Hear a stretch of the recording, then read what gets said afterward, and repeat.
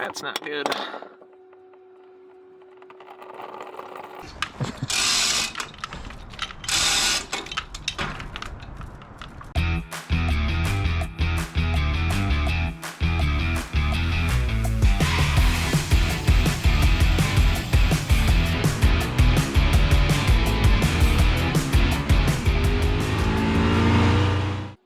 I've bought a truck, another one. We're actually working on getting it going right now. It's a 99 Dodge 3/4 ton diesel. Bought it for really cheap, and we're kind of figuring out why.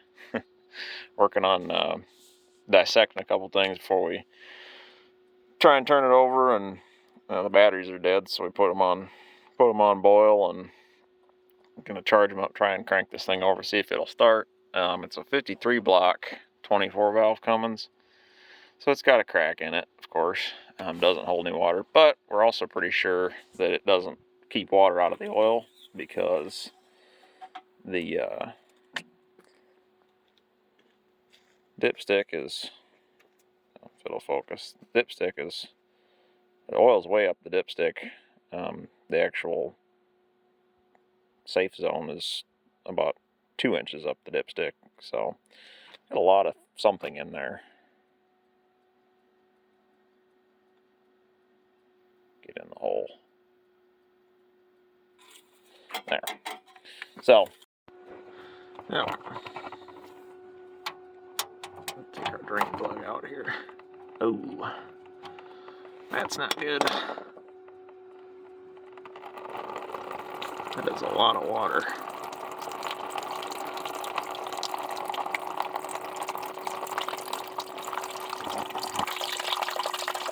That is a ton of water.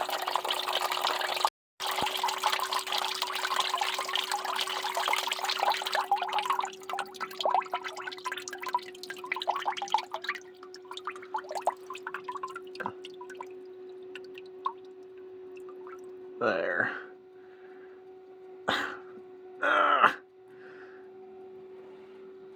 Nicely 1 5-quart drain pan of water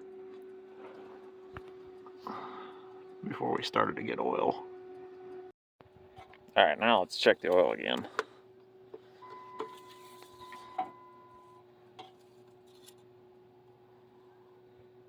Oh, look at that. It's right where it's supposed to be. God, you can't even see that. Yeah, it's right in the middle of the safe range once you drain 5 quarts of water out of it. Good to go. So that means the block is probably junk, but we're still going to crank it over and see if it'll fire anyway. Oh yeah, you got to have the...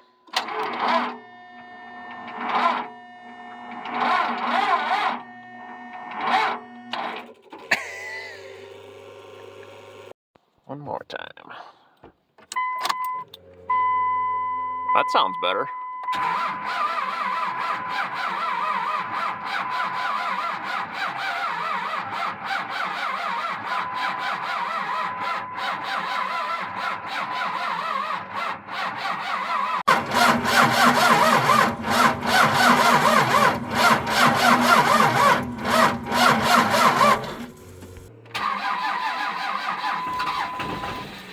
Oh, come on.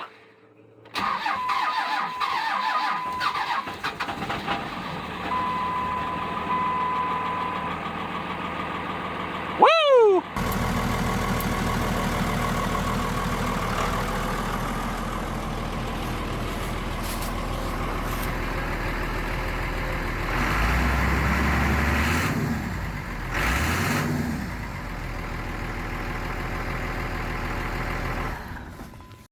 So you saw I started it up there. It actually had no oil pressure.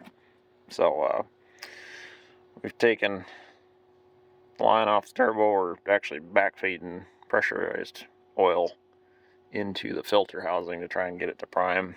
It might be a gob of rust or something in the pickup or something. We're not sure. But trying to get it to prime the oil pump to actually just give it oil pressure, because it makes it kind of hard to move around the yard otherwise. So we can deal with no coolant fairly easily, because these engines don't make a lot of heat. You can if we need to move it around, we can, but no oil pressure that's not going to work. So there's some of the remnants of what we actually tried putting in the engine. Figured out it was running down the side of the block right behind the oil filter, so the oil cooler's probably screwed. So, project for another day, but probably going to get an engine transplant.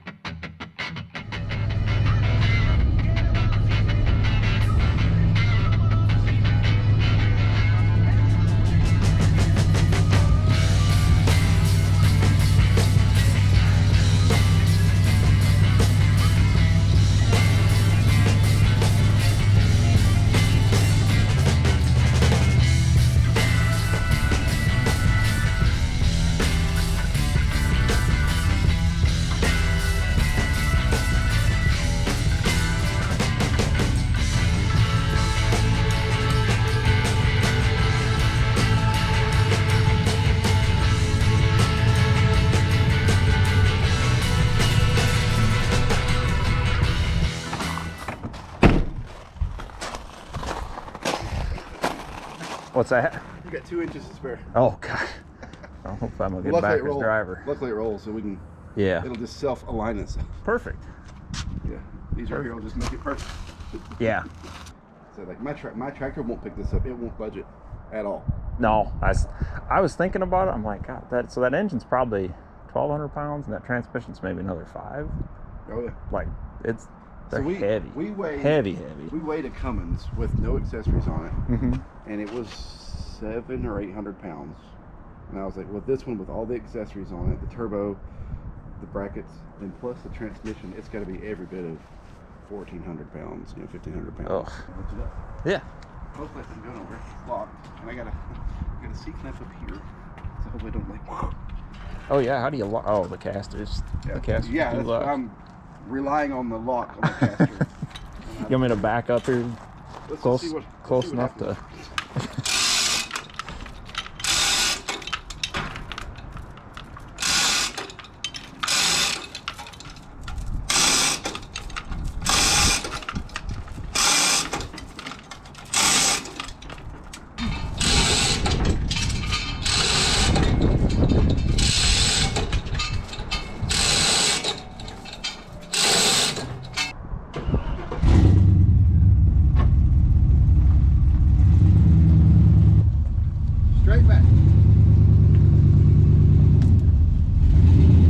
Actually, that'll probably work.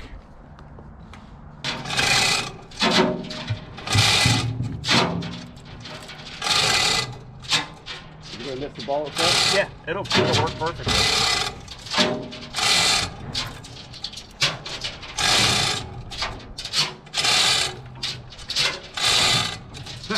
Yeah, I like that. So we just picked up the engine. Everything looks pretty good on it. We've actually got the perfect truck to haul it with. The hole in the bed actually is coming in handy. Allows the oil pan to drop down in there. Got her strapped down, and we're just getting gas and be headed back to Asheville. So take it home and put it in. I got this thing back to Adam's house, which is where the truck was parked. This thing is ridiculously heavy. That industrial block with that Allison transmission, the whole thing is just, his backhoe was grunting getting it off my pickup. I wish I had taken some video of it because it was kind of funny. So what do you naturally do when you get a Cummins that you don't know really much about? You put some head studs in it. I put head studs and injectors in it right away, actually. And so there's a picture of what the inside looked like. Not too bad, actually. No real sludge, or at least in the top end of the engine. The bottom was a different story, but and there's the head studs all done up nice. And after the injectors are installed, we put some 7x9 power driven diesel injectors in it, so it should make some good power. And then disaster struck. We kind of got a little bit of ahead of ourselves and realized that we should probably turn it over and make sure everything's seems right with it. and went to turn it over and actually couldn't turn it over all the way, one full turn. We got about 2/3 of a turn out of it, and so we had to start investigating a little bit and started pulling pieces off, taking injection pump off, the air compressor off, anything that we could to try and figure out what was stopping it from turning, and then ultimately we had to take the cylinder head off. And this is what we found. Number one had some pretty good rust in it, which it was probably running when it was pulled, which I don't doubt. I don't think David lied to me or anything. But when things sit outside, this is just stuff happens. So, and here is the next step. Well, I'm back in the garage today. But what am I doing with this thing? Well, spoiler alert, we're actually going to come and swap the R5 powered duster. No, just kidding. Would be kind of cool, but that's way more work than this thing is worth. This is actually for my other project. This is for my Dodge pickup that I bought. It's a industrial Cummins engine I bought it as kind of a ready to run deal, or at least thought it was, but you can see number one has actually got cancer, and the rest of them actually look okay. But what happened was Adam and I went to turn the whole thing over, and it would actually dead stop. We could only turn it about 2/3 of a turn, and there was enough rust in this cylinder to actually stop the engine. And so we tore it all down, and that's what we found. So now I get to this turned into from a should be ready to run engine to well, I guess we get to disassemble the whole thing and then figure out how to make it run. So I'm gonna take all the rotating assembly out and whatnot, and probably just sleeve number one. This is some really deep rust, or really deep pitting after I wire wheeled the rust off. Everything else looks pretty okay. So I'm probably gonna sleeve number one and just hone the rest of them, and re-ring the whole thing, but put it back to standard, just put the same pistons back in it. But we'll see. I'm gonna get everything apart here real quick, and we can take a look at bearings. Bearings, obviously we'll be replacing, but just kind of take a look at how everything else looks. So here we go.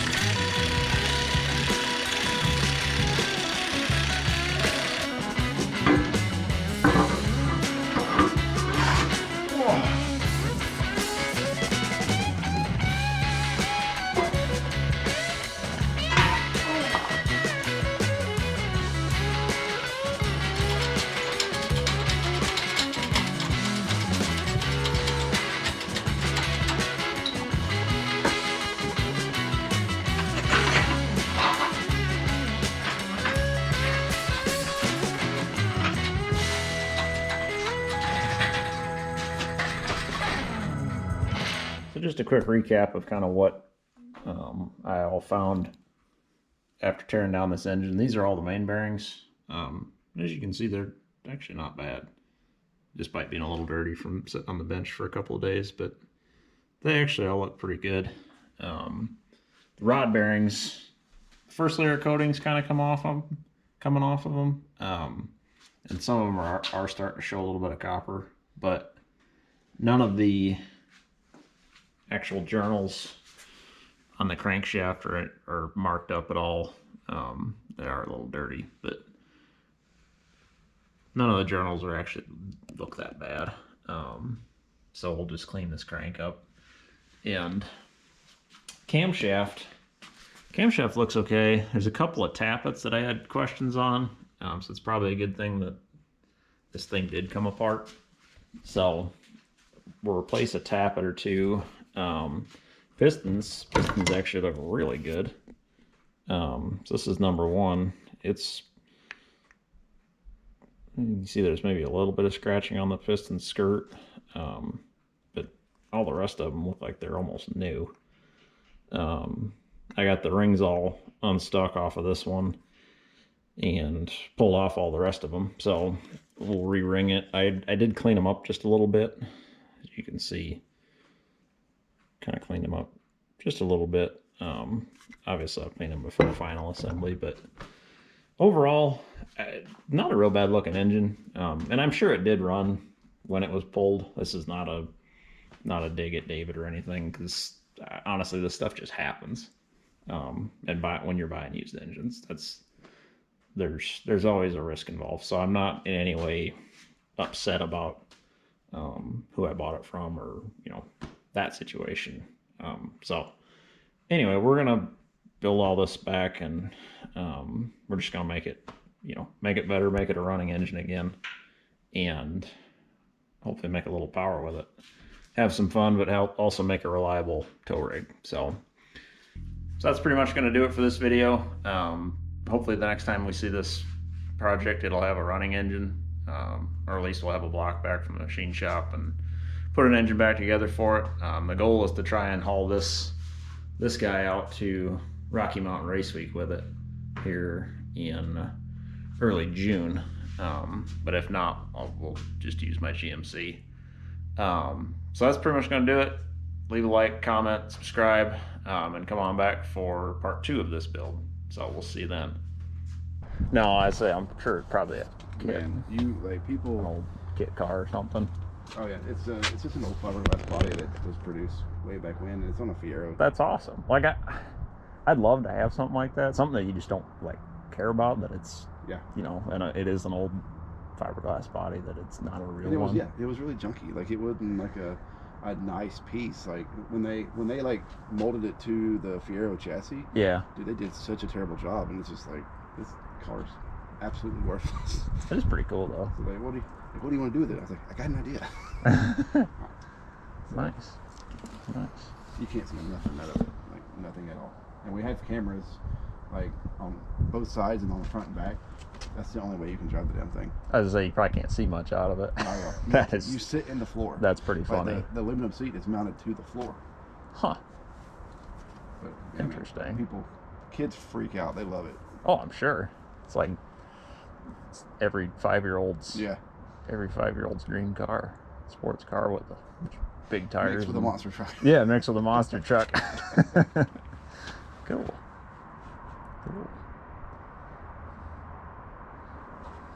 Well, thank you much, sir. Yes, sir. We'll strap up and get on the road back to Asheville.